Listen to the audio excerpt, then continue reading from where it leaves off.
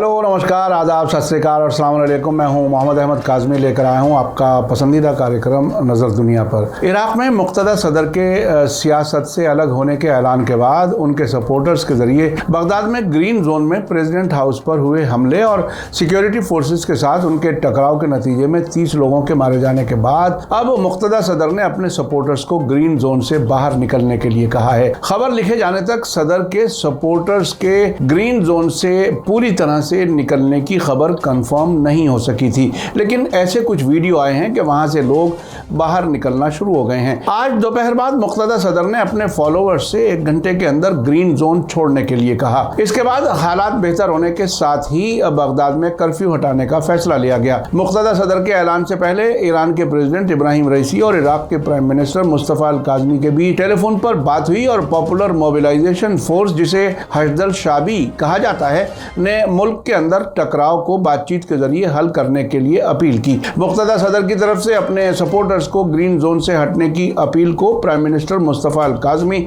और parliament speaker Mohammad अल हलबूसी ने सराहना की है। आखिर तक जरूर देखें। अगर आपने अभी तक media star world YouTube channel subscribe नहीं किया है तो सब्सक्राइब कर लें और घंटी दबाना ना भूलें। और अगर आप हमें फेसबुक पर देख रहे हैं तो हमारे पेज को लाइक करें ताकि हर नई वीडियो की खबर आपको सही वक्त पर मिल सके। आज दोपहर तक इराक में होने वाले वाक़यात पर हम अब से पहले ग्लोबल न्यूज़ में आपको काफ़ी तफसील बता चुके हैं। इराक में अक्टूबर 2021 में हुए इलेक्शंस के बाद किसी भी पार्टी या अलायंस को मेजॉरिटी न मिलने की वजह से और सदर धड़े के साथ दूसरी पार्टियों के गठबंधन बनाने से इनकार की वजह से पिछले 10 महीने से वहां नई सरकार नहीं बन सकी है।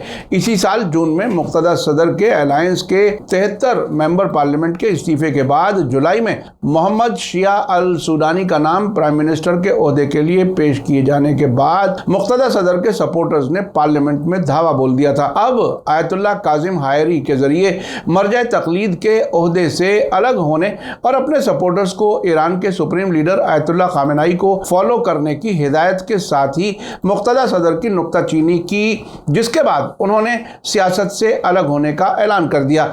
इस ऐलान के फौरन बाद कल मुक़्तदा सदर के फॉलोअर्स ने ग्रीन जोन में प्रेसिडेंट हाउस पर धावा बोल दिया, जिसके बाद सिक्योरिटी फोर्सेस के साथ झड़पों में 30 से ज्यादा लोग मारे गए। कुछ जानकार लोगों का कहना है कि मुक़्तदा सदर सियासत से अलग नहीं होंगे, बल्कि वो मौके का सियासी फायदा उठाने की कोशिश कर रहे हैं। इराक में आज दोपहर के बाद के वाक़यात को हम इस एपिसोड में अहमियत के साथ बता रहे हैं। इराकी न्यूज़ एजेंसी ने मुक़द्दस शहर नजफ से आज दोपहर बाद खबर दी कि मुक़्तदा सदर ने अपने सपोर्टर्स को 1 घंटे के अंदर ग्रीन जोन से हटने का हुक्म दिया है।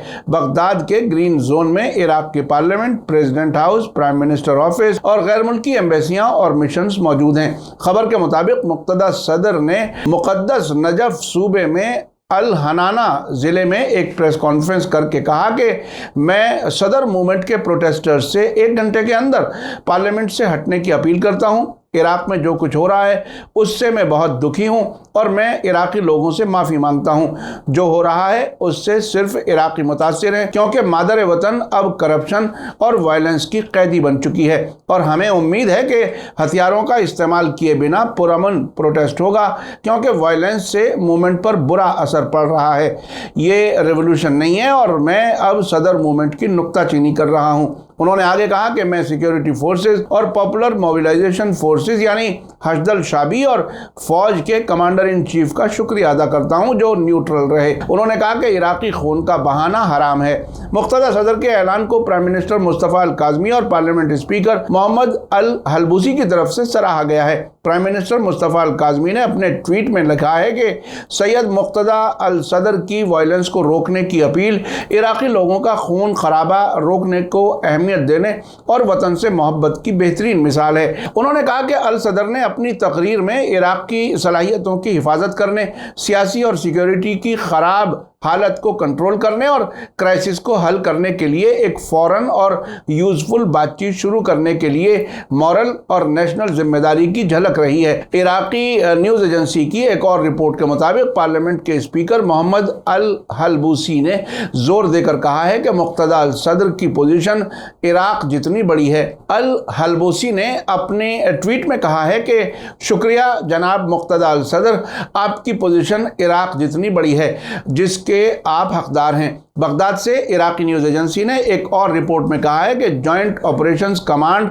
JOC ने आज ट्यूसडे को बगदाद और सभी सूबों में कर्फ्यू हटाने का फैसला किया है। सिक्योरिटी मीडिया सेल के एक बयान में कहा गया है कि JOC ने बगदाद और दूसरे सूबों में कर्फ्यू हटाने का फैसला किया। इससे पहले मंडे को JOC ने राजधानी बगदाद में मुकम्मल कर्फ्यू लगाने का ऐलान किया था।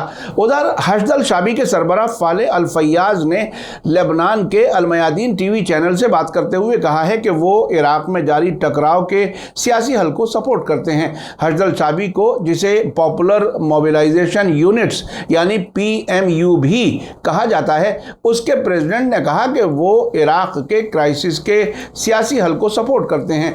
बगदाद में एक प्रेस कॉन्फ्रेंस के दौरान फाले अल फैयाज ने कहा कि हशद शाबी सभी सियासी ग्रुप्स को कानूनी तरीकों और बातचीत के जरिए से अपने इख्तलाफ को सुलझाने की सलाह देता है।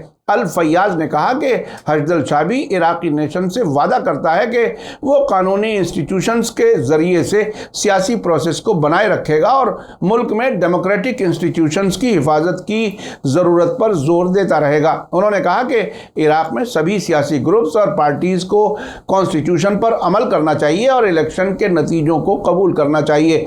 फैयाज ने इराक की भलाई के लिए सभी ग्रुप्स के बीच अमन और सब्र की अपील करते हुए कहा कि हशद शाबी एक सियासी प्रोसेस और मत पेटी के यानी बैलेट बॉक्स के जरिए से हुकूमत की तब्दीली के लिए अपनी गहरी पाबंदी को दोहराता है। प्रेस टीवी के मुताबिक इसके अलावा इराक की पार्लियामेंट में फतह अलायंस के लीडर हादी अल अमीरी ने लोगों से ज़्यादा सब्र से काम लेने, हथियारों का इस्तेमाल बंद करने और बातचीत के ज़रिए अपनी मौजूदा प्रॉब्लम्स को हल करने की अपील की है। उन्होंने कहा है कि हथियारों के इस्तेमाल से मौजूदा क्राइसिस का हल नहीं हो सकता। आपको बता दूं कि हादी अल अमीरी बद्र ब्रिगेड के सरबराह और सेक्रेटरी जनरल भी हैं। मुक्तदा सदर के लोग हशद शाबी और अल फतह अलायंस को ईरान सपोर्टेड ग्रुप्स कहते हैं, जबकि वो अब वहां की फौज का हिस्सा हैं। इसी बीच ईरान के प्रेस टीवी ने खबर दी है कि प्रेसिडेंट इब्राहिम रईसी और इराक के प्राइम मिनिस्टर मुस्तफ़ा अल काज़मी ने कल देर रात फ़ोन पर बात की।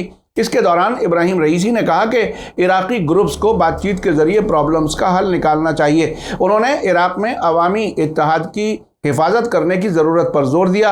इब्राहिम रईसी ने कहा कि दुश्मन जो चाहते हैं उसके बावजूद ईरान और इराक के बीच ताल्लुकात हर दिन मजबूत होंगे, क्योंकि बाहमी ताल्लुकात के आगे बढ़ाने से इलाकाई और दुनिया के साथ ताल्लुकात में तेहरान और बगदाद के रोल को बढ़ावा मिल सकता है और इंटरनेशनल रिलेशंस भी मजबूत होंगे।